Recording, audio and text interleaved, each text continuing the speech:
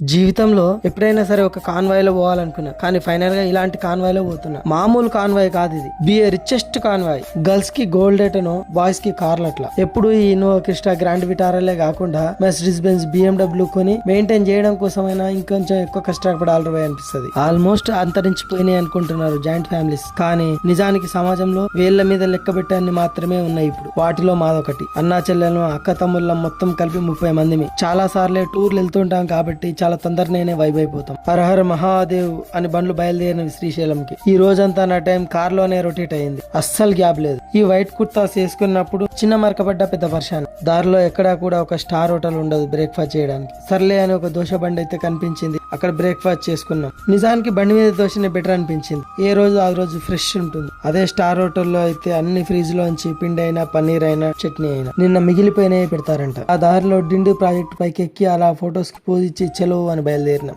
దర్శనానికి వెళ్ళొచ్చేసరికి 30 missed calls site visitings కోసం.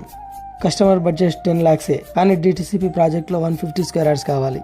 తీసుకెళ్లి ప్రకాశ్ ఫామ్ హౌస్ పక్కనే ఉన్నటువంటి మన కోహినూర్ డైమండ్ లాంటి మన కోహినూర్ ప్రాజెక్ట్ లో ఫ్లాట్ క్లోజ్ చేసుకుని రిటర్న్ అయినాం. దారిలో 4 మాటలు కప్ కాఫీతో డే క్లోజ్ చేసినాం.